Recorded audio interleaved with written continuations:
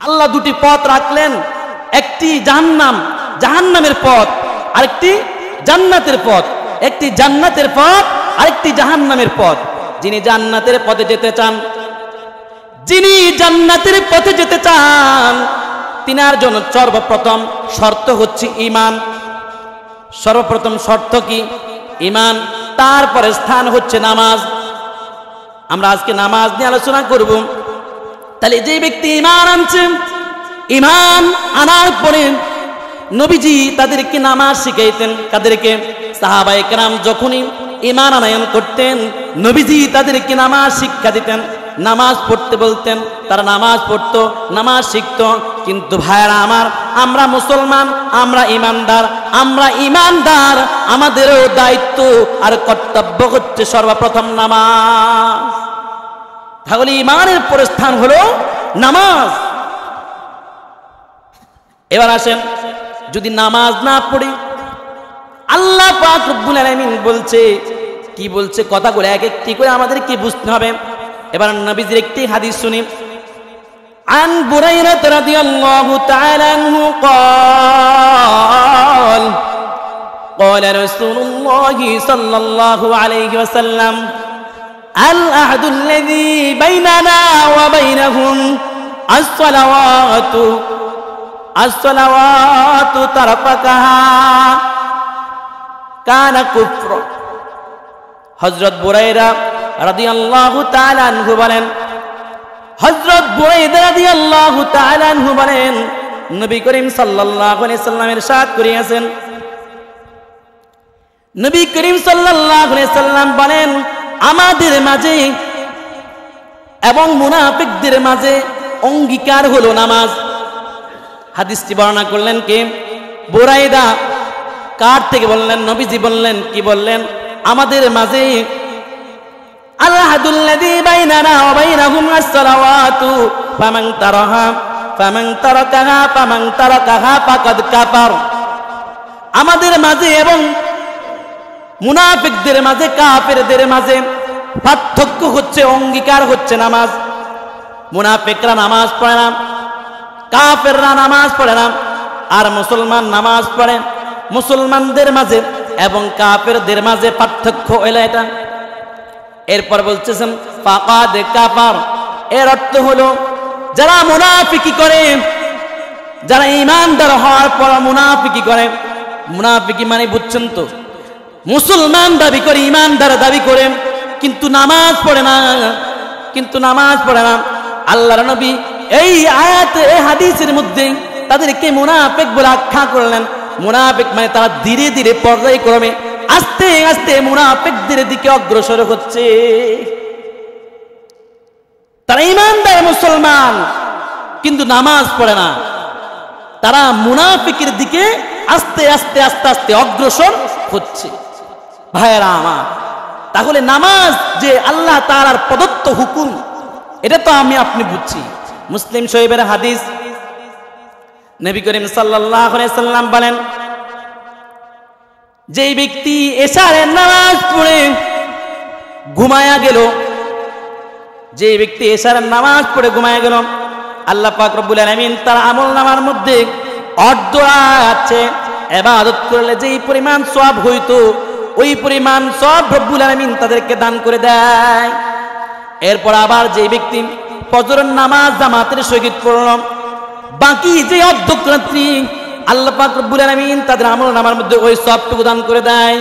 বন্ধুরা আমার, যেই কথাটি বুঝাইতে চাইছে, যেই ব্যক্তি এশারের নামাজ এবং ফজরের নামাজ জামাতের সহিত পড়লো, আল্লাহ পাক রব্বুল আলামিন তারা দাঁড়িয়ে দাঁড়িয়ে পুরা রাত্রি ইবাদত করলে যেই পরিমাণ নেকি অর্জন হইতো, তারা এশারের নামাজ পড়ে ঘুমাই গেল, আবার ফজরের সময় উঠে জামাতের সহিত নামাজ পড়ার কারণে বাকি এই মধ্যখানের পুরো সময়টা আল্লাহ পাক রব্বুল আলামিন তাদেরকে নেকি দান করে দিবেন।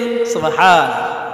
এরপরে নাসাই শরীফের একটি হাদিস, নবীজি বর্ণনা করেন যে যেই ব্যক্তি ফজরের নামাজ জামাতের সহিত আদায় করলো, যেই ব্যক্তি ফজরের নামাজ জামাতের সহিত আদায় করলো, আল্লাহ পাক রব্বুল আলামিন নিজে তার জিম্মাদারি হয়ে যান। সুবহানাল্লাহ। এর চাইতে সৌভাগ্য আর কি হতে পারে যে আল্লাহ পাক রব্বুল আলামিন নিজে আমার আর আপনার যিনি মানে ফজরের নামাজ জামাতের সহিত পড়বে তার জিম্মাদারি হয়ে যাবে। সুবহানাল্লাহ। এরপরে আবু দাউদ শরীফের হাদিস, আবু দাউদ শরীফের 561 নম্বর হাদিসের মধ্যে আছে নবী করিম সাল্লাল্লাহু আলাইহি সাল্লাম বলেন, যে ব্যক্তি অন্ধকারের মধ্যে মানে আলো নাই অন্ধকারে। এখন আপনি প্রশ্ন করতে পারেন, আমাদের সমাজের মধ্যে আমাদের এলাকার মধ্যে তো বাতি বড় বড় বাতি দেওয়া, আমি যখন সন্ধ্যাবেলা নামাজ পড়তে যাই তখন তো বাতি থাকে, আলো থাকে, অথবা লাইটের আলোতে যাই, অন্ধকারে তো হাঁটি হাঁটি যাই না।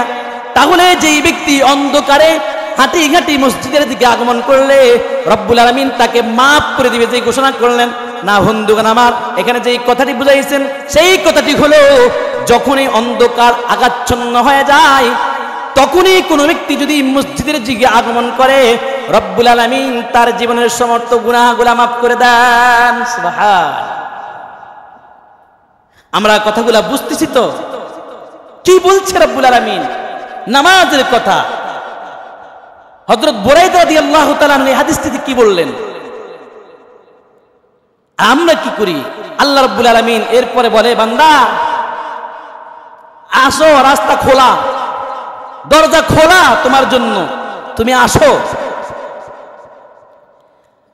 একদিন এইভাবে আয়েশা সিদ্দিকা রাদিয়াল্লাহু তাআলা নবীজিকে প্রশ্ন করলেন, ওগো নবীজি, আপনি জি বলছেন আপনার বান্দাদেরকে কিয়ামতের কঠিন মুহূর্তের মধ্যে আপনি খুঁজে খুঁজে জান্নাতে পৌঁছে দিবেন, কিন্তু কিয়ামতের দিন আপনি আপনার এই হাজার হাজার বান্দাদেরকে উম্মতদেরকে কিভাবে চিনবেন?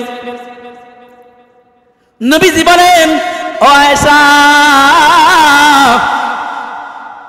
তুমি বলো, একটি হাজার হাজার উটের কাফেলার মধ্যে পালের মধ্যে যদি একটি দুইটি অথবা কিছু উট যদি সাদা থাকে অথবা কপালের মধ্যে কোনো সাদা চিহ্ন থাকে, তাহলে ওই উটগুলা কি বা ওই বকরিগুলা কি চিনা সহজ নাকি কঠিন?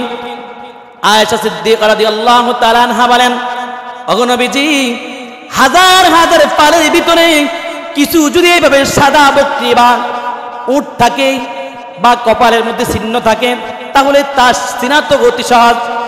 আমাদের নবী বিশ্ব নবী দু জাহানের সরদার জনাবি মুহাম্মদ রাসূলুল্লাহ সাল্লাল্লাহু আলাইহি সাল্লাম বলেন, কিয়ামতের সেই কঠিন মুহূর্তের মধ্যে আমার যে বান্দাগুলা আল্লাহ রাব্বুল আলামিনের হুকুম নামাজ আদায় করবে, ওই আল্লাহর বান্দাদের যে ওযু করার স্থান আছে, মুখমণ্ডল, হাত পা, এই মুখমণ্ডলগুলো কিয়ামতের দিন নূরের আলো আলোকিত হয়ে থাকবে। সুবহানাল্লাহ। বান্দারা যখন কিয়ামতের কঠিন মুহূর্তের মধ্যে উঠবে, যারা 5 ওয়াক্ত নামাজ জামাতের সহিত পড়বে, নামাজের জন্য যে বান্দারা ওযু করবে ওই ওযুর স্থানগুলা তাদের এইভাবে আলোকিত আলোকিত হয়ে চমকাতে থাকবে। আমি একজন একজন করে খুঁজে খুঁজে তাদেরকে জান্নাতে পৌঁছায়া দিব। সুবহানাল্লাহ। তাহলে ওযু করার লাভ তো পেয়ে গেলেন নামাজের ভিতরে। তাহলে ওযু করতে একটু সুন্দর করে করা লাগবে তো ইনশাআল্লাহ। আর নামাজের জন্য ওযু শর্ত, নামাজ পড়তে গেলে ওযু লাগবে। আর যদি জান্নাতে যেতে হয় তাহলে নামাজ লাগবে। জান্নাত ও দোজখ সে ইয়া রব क्या करो, आरज़ू है मैं तुझे देखा करो, आरज़ू है मैं तुझे देखा करो। আল্লাহ পাক রব্বুল আলামিন বলেন, বান্দা তোমার মা তোমাকে ভালোবাসে, তোমার বাবা তোমাকে ভালোবাসে, তোমার বন্ধু বান্ধব তোমাকে ভালোবাসে, কিন্তু যখন কোনো স্বার্থ আঘাত আসে, কোনো যদি স্বার্থে আঘাত আসে, সাথে সাথে দেখা যায় তেজ্য পুত্র করে দেয়। আর এই সন্তানদের রাখতে চায় না, কেননা এই সন্তানের কারণে সমাজের মধ্যে মাথা উঁচু করে দাঁড়াতে পারবে না, মান সম্মান যাবে, ইজ্জত যাবে। মান সম্মানের ভয়ে, ইজ্জতের ভয়ে টাকা করে অর্থ করে দেয় না। এটার কারণে দেখা যায় সময় অসময় সন্তানকে ত্যায্য পুত্র করে দেয়। এটা হলো দুনিয়ার নিজাম। কিন্তু আল্লাহ পাক রব্বুল আলামিন বলেন, ও বান্দা, আমি তোমাদেরকে সৃষ্টি করলাম আমার একমাত্র গোলামি করার জন্য, আমার ইবাদত করার জন্য। কিন্তু কতজন বান্দারা সুদ খায়, কতজন বান্দারা বেনামাজি, কতজন বান্দারা হারাম কাজের সাথে অ্যাভেলেবেলি বান্দা গুনার কাজের সাথে জড়িত হয়ে গেলাম। বান্দা বলো, কখনই কি আমি তোমাদেরকে আমার রিজিক থেকে বঞ্চিত করলাম নাকি? কখনো কি আল্লাহ রাব্বুল আলামিন রিজিক থেকে বঞ্চিত করলেন? আমরা যেভাবে দুনিয়ার বুকে চলাফেরা করি, আমাদেরকে তো খানা না দেওয়ার মতোই কাজ করে বসে থাকি। এবার আসেন, আমরা তো ইমানদার মুসলমান, এবার আসেন যারা আল্লাহর হুকুম পালন করে না, কাফের মুশরিকরা আছে, তাদেরকেও কি আল্লাহ খাওয়ায় না খাওয়ায়? খাওয়ায়নি আল্লাহ, তাদেরকেও আল্লাহ খাওয়ায়। আল্লাহ বান্দা সৃষ্টি করলেন, কিন্তু তারা আল্লাহর সাথে মুনাফিকি করলেন, আল্লাহর সাথে কাফিরগিরি করলেন। এরপরও রব্বুল আলামিন তাদেরকে খাওয়ায়। কেন খাওয়ায়? কি তাদের প্রতি রহম করে, ইহসান করে? কি তাদেরকে পাকড়াও করবে না? তাদেরকে আল্লাহ পাক রব্বুল আলামিন ধরবে না, ছেড়ে দিবে আল্লাহ রব্বুল আলামিন? এইভাবে তারা চলতে থাকবে না। আল্লাহ পাক রব্বুল আলামিন তাদেরকে কখনো ছেড়ে দিবে না। ও বন্ধুরা আমার, ভাইয়ারা আমার, একবার এক আল্লাহর ওলি এভাবে মসজিদের ইমাম সাহেবের কাছে গেলেন। ও ইমাম সাহেব, আমি এমন পরিমাণ পাপ করলাম, অন্যায় করলাম, আমি পাপ করতে করতে, অন্যায় করতে করতে, জুলুম করতে করতে, ও ইমাম সাহেব, আমি এমন পর্যায়ে পৌঁছে গেলাম, কিন্তু সমাজের মানুষ আমাকে খারাপ বলে, আমাকে মানুষ অপবাদ দেয়, আমি খারাপ সমাজের মধ্যে। কিন্তু যদি এইভাবে আমি চলতে থাকি, আমার সন্তানদের ভবিষ্যৎ কি হবে? ও ইমাম সাহেব, আমাকে একটু আপনি বলেন, আমার জন্য কি কোনো রাস্তা আছে কিনা? আমার জন্য কি কোনো রাস্তা আছে কিনা? মসজিদের ইমাম সাহেব বললেন, ওগো ভাই, আপনি আল্লাহ রাব্বুল আলামিন কখনো বান্দাকে পেরায় না। যদি আল্লাহর কাছে আপনি চান, আপনি আজ তওবা করেন, তওবা করে আল্লাহর কাছে চান, দেখবেন যে আল্লাহ আপনার তওবা কবুল করবেন, আপনাকে মাফ করে দিবেন। এবার আল্লাহর বান্দা মসজিদে চলে গেল, কান্নাকাটি করলো, বাসাত আসলো, সবাই যখন ঘুমিয়ে গেল, পশু পাখি ঘুমিয়ে গেল, বাড়ির ঘর আঙ্গিনার মানুষগুলা ঘুমিয়ে গেল, সবাই যখন ঘুমিয়ে গেল, তখন আল্লাহর বান্দা একটা নামাজের বিছনা বিছিয়ে আল্লাহর কাছে কান্নাকাটি শুরু করলেন। ওগো আল্লাহ, আমি তো তোমার বান্দা, আমি তো তোমার গোলাম, গুনাহ করেছি, পাপ করেছি, অন্যায় করেছি, জুলুম করেছি। আল্লাহ, এমন কোনো পাপ নাই আমি করি নাই, এমন কোনো গুনাহ নাই আমি করি নাই। ও মাবুদ, দয়াময় আল্লাহ, সমাজের মধ্যে মানুষ আমাকে খারাপ বলে, ওগো আল্লাহ, আপনি দয়া করে আমাকে মাফ করে দেন গো আল্লাহ। এইভাবে বলে বলে আল্লাহর বান্দা কান্না করতেছিল। কান্না করতে করতে চোখের দুটা এবার পানিতে বুক ভাসিয়ে ফেললেন। কিন্তু হঠাৎ করে একটা আওয়াজ আসলো, ও তোমাকে বান্দা, তোমাকে মাফ করা হবে না, তুমি এমন পাপাচার, তুমি এমন গুনাহগার, তোমাকে মাফ করা হবে না। তার স্ত্রী পাশের রুমে শোয়া, স্বামীর কান্নার কারণে তার ঘুম আসতেছে না। ও আমার বৃদ্ধ বয়সের বাবারা, ভালো করে শুনেন, যুবক বয়স থেকে যখন হিসাব শুরু হয়েছে, এখন থেকে নিজেকে একটু হিসাব মিলান। যখনই আপনার 8 বছর কিংবা 10 বছর থেকে এখন পর্যন্ত বয়সের হিসাবটা মিলান, কতদিন পর্যন্ত নামাজ পড়েন নাই, কতদিন সুন্নত থেকে দূরে ছিলেন, কতদিন আল্লাহর হুকুম পালন করেন নাই। এই হুকুমগুলার জন্য আল্লাহর সাথে আল্লাহর হুকুমগুলা যে অমান্য করলেন, কখনো কি আল্লাহর কাছে তওবা করেছেন কিনা, আল্লাহর কাছে মাফ চাইছেন কিনা? ও আমার যুবক ভাই, যুবক বয়সের ইবাদত আল্লাহর কাছে খুব পছন্দনীয়, কিন্তু এই যুবক বয়স পেয়ে তুমি 5 ওয়াক্ত নামাজ সময় মতো আদায় করতে পারো কিনা? তুমি সময় মতো নামাজগুলা আদায় করো কিনা? নিজেকে একটু প্রশ্ন করো। আল্লাহর বান্দা এভাবে কান্না করতেছিলেন, আর স্ত্রী বললেন, ও স্বামী, তুমি কি এখন আওয়াজ পাও নাই? আল্লাহ রাব্বুল আলামিনের একটা আওয়াজ আসলো, যেটাতে বলা হয়েছে তোমাকে কোনো মাফ করা হবে না। তারপরেও তুমি কেন কান্না করতেছ? আমাকে একটু বলো। আওয়াজ আসলো তোমাকে মাফ করা হবে না, তুমি পাপাচার, তুমি গুনাহগার, তারপরেও তুমি কেন কান্না করতেছ? আল্লাহর বান্দা বলতেছেন, ও আমার স্ত্রী, আল্লাহ রাব্বুল আলামিন বলছে আমাকে মাফ করবে না, কিন্তু আমার আল্লাহ আমাকে সৃষ্টি করলেন, আল্লাহকে ছাড়া আমি আমার কোন আর পথ না, আমি কোন পথে যাব বলো? আমি কান্না করতে থাকি, যদি আমার আল্লাহ মাফ না করে আমার যাওয়ার আর কোনো পথ নাই। আমাদের কি আর কোনো পথ আছে বলেন? আল্লাহ রাব্বুল আলামিনের এই জমিন ছেড়ে আপনি কই যাবেন? আফ্রিকা যাবেন, সে আফ্রিকার মধ্যে আল্লাহ। আপনি আমেরিকা যাবেন, সে আমেরিকার মধ্যে আল্লাহ। লন্ডন যাবেন, সে লন্ডনের মধ্যে আল্লাহ। মালয়েশিয়াতে যাবেন, সে মালয়েশিয়াতে মধ্যে আল্লাহ। আপনি 3.5 হাত মাটির নিচে যাবেন, সেখানে আল্লাহ। আপনি জমিনে যাবেন, সেখানে আল্লাহ।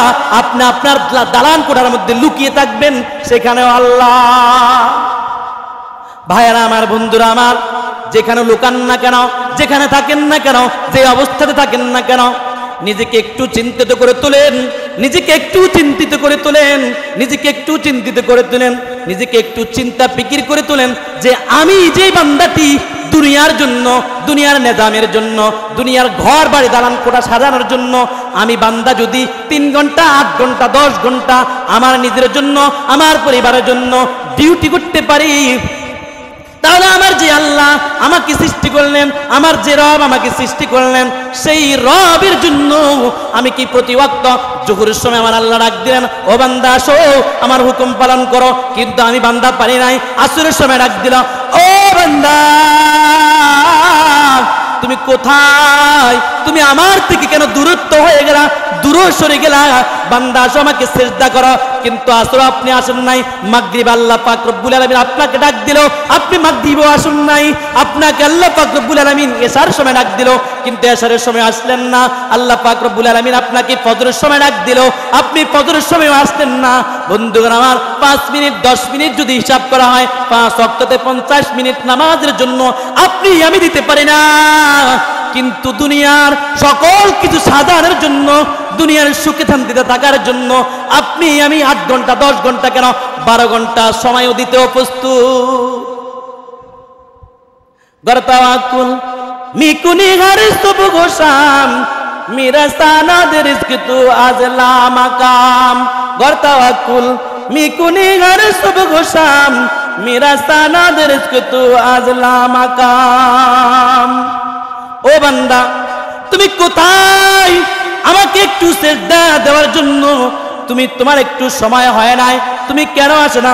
কবি বলে ওয়াসলে কামেল বান্দারা আকে সওয়াদ, ওয়াসলে কামেল, ওয়াসলে কামেল বান্দারা আকে সওয়াদ, কুসুজুদে রব পাকে মি সওয়াদ, কুসুজুদে রব পাকে মি কুনান। বান্দার পূর্ণ মিলন হবে ওই সময়, বান্দার পূর্ণ মিলন হবে ওই সময় যখন বান্দা রব্বুল আলামিনের জন্য সিজদায় পড়ে যায়। ততক্ষণ পর্যন্ত বান্দার পূর্ণ মিলন হবে না যতক্ষণ পর্যন্ত বান্দা রব্বুল আলামিনের সিজদায় না পড়ে। কি বলছে আল্লাহ? আলাম নাজআল লাহু আইনাইন, আমি কি তোমার চক্ষু সৃষ্টি করে নাই? তোমার জন্য কি তোমার বান্দার চক্ষুকে আমি সৃষ্টি করে নাই? ওয়ালিসানাও ওয়া শাফাতাইন, বান্দার জিহ্বাকে আমি সৃষ্টি করে নাই। এগুলা কেন সৃষ্টি করলেন? শুধু জিহ্বা লড়াই লড়াই খানা খাওয়ার জন্য, শুধু জিহ্বা লড়াই লড়াই কথা বলার জন্য, শুধু জিহ্বা লড়াই লড়াই মিথ্যা কথা বলার জন্য, শুধু জিহ্বা লড়াই লড়াই চগলখড়ি করার জন্য, শুধু জিহ্বা লাগাই লড়াই লড়াই দুনিয়াবি পয়সা কথা বলার জন্য না। না বান্দা না, এই জিহ্বা আমি আল্লাহ দিয়েছি একমাত্র এই জিহ্বা লড়িয়ে লড়িয়ে নামাজের মধ্যে তোমাকে কোরআন তেলাওয়াত করার জন্য। কেন জিহ্বা দিলেন আল্লাহ? এই জিহ্বা নিয়ে স্বাদ দেওয়ার জন্য দিয়েছে আমাকে। আমাকে আল্লাহ কেন জিহ্বা দিয়েছে? স্বাদ দেওয়ার জন্য।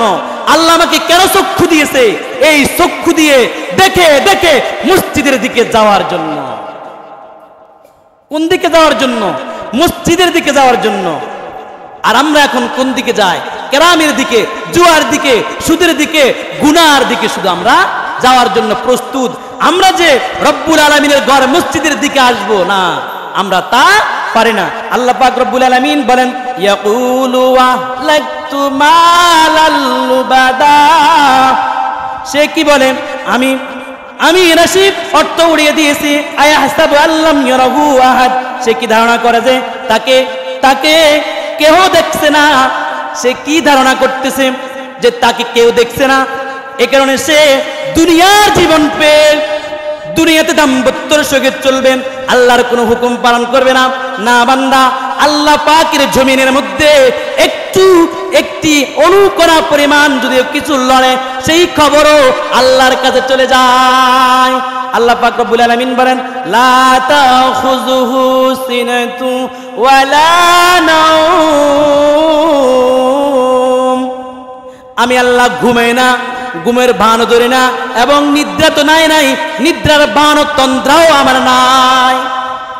আমরা যেমন, আমি আজকে রাত্রে যদি না ঘুমাই, কালকে আমাকে দেখবেন যে ক্লান্ত, কালকে যদি সারাদিন না ঘুমাই, রাত্রে দেখবেন যে আমি একদম দুর্বল হয়ে পড়লাম, রাত্রে যদি না ঘুমাই, পরের দিন দেখবেন আমাকে অসুস্থ হয়ে পড়লাম। কিন্তু রব্বুল আলামিন এমন একজন সত্তা আমাদের, যিনি ঘুমান না, ঘুমানোর বানও ধরে না, যিনার কোনো নিদ্রা নাই, যিনার কোনো তিদ্রা নাই, যিনার কোনো ঘুমের বান নাই, যিনার কোনো ঘুমের নিদ্রা পর্যন্ত দিনার আসে না। তিনি বলেন, বান্দা একটি অনুকরণ পরিমাণ যদি জমির মধ্যে লড়ে, আমি আল্লাহ সে খবর পাই, বান্দা তুমি তারপরও আমার দিকে কেন ফিরে আসো না? কেন ফিরে আসো না বান্দা?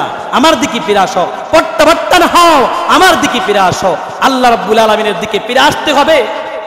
বন্ধুগণ আমার, ভাইয়েরা আমার, যা আলোচনা করলাম, আমরা আজকে কি বুঝলাম, কি বুঝতে পারলাম আজকের আলোচনা থেকে? যে না, এই জমির যে আমি, দুনিয়ার মধ্যে যে আমি অহংকারের সঙ্গে চলি। হাদিসের মধ্যে আছে, যেই ব্যক্তি আল্লাহর হুকুম মানে নামাজ পড়ে না, দিন দিন সে অহংকারের দিকে অবনীত হবে। দিন দিন সে অহংকারের দিকে অবনীত হবে, মানে দিন দিন তার ভিতরে দাম্পত্য দুনিয়া চলে আসবে, অহংকার চলে আসবে, তার সাথে কথা বলতে সুযোগ পাওয়া যাবে না, অহংকার ঢুকে যাবে। আর যখন সে সিজদায় পড়বে, কান্না করবে আল্লাহর কাছে, তখন দিল দিনে দিনে আস্তে আস্তে নরম হবে। ভাইয়েরা আমার, যুবক ভাইয়েরা আমার, আমরা নামাজ পড়বো, 5 ওয়াক্ত নামাজ পড়বো। নামাজ ছাড়া আমাদের কোনো উপায় নাই। নামাজ ছাড়া আমাদের ব্যবসার মধ্যে শান্তি আসবে না। আপনি ব্যবসার মধ্যে শান্তি চান তো নামাজ পড়েন, আপনি ফ্যামিলির মধ্যে, সংসারের মধ্যে শান্তি চান তো নামাজ পড়েন, আপনি সমাজের মধ্যে শান্তি চান তো নামাজ পড়েন, আপনি রাষ্ট্রের মধ্যে শান্তি চান তো নামাজ পড়েন, আপনি যদি পরকালে শান্তিতে থাকতে চান তাহলেও আপনাকে নামাজ পড়তে হবে। আর যদি নামাজ নারী যদি কবরে যান, আপনার আর আমার জন্য অপেক্ষা করবে পোকামাকড়। সেখানে কি অপেক্ষা করবে? পোকামাকড় প্রস্তুত হয়ে থাকবে, শুধু আপনার নামটি আড়ান হবে, অমুক ব্যক্তি আর নাই, অমুক ব্যক্তি আর নাই, চতুর্দিকে এলান হয়ে যাবে। আপনাকে কি দাফন করার জন্য কেউ বাঁশ কাটার জন্য যাবে, কেউ সাদা কাপড় কেনার জন্য যাবে, সবাই মিলে প্রস্তুত করে আপনাকে রাখবে 3.5 হাত মাটির ঘরে। কিন্তু দেখা যায় আপনার অট্টালিকা, কিন্তু দেখা যায় আপনার সম্পত্তির কোনো অভাব নাই, কিন্তু তারপরও আপনাকে 3 হাত 3.5 হাত মাটির নিচেই শুইতে হবে। এ কারণে কোনো অহংকার নাই, এ কারণে কোনো তাকাব্বুর নাই, এ কারণে কোনো নিজেকে অনেক বড়ত্ব নাই, বড়ত্ব ছেড়ে দিতে হবে। এ কারণে রব্বুল আলামিনের সিজদায় পড়তে হবে। আল্লাহ পাক রব্বুল আলামিন আমাকে, আমার পরিবার পরিজন এবং আমার সমস্ত মুসল্লি, আমাদের সকলকে 5 ওয়াক্ত নামাজ দায়েম কায়েম সময় মতো আদায় করার তৌফিক দান করেন। ওমা তৌফিক ইল্লা বিল্লাহ। আসসালামু আলাইকুম।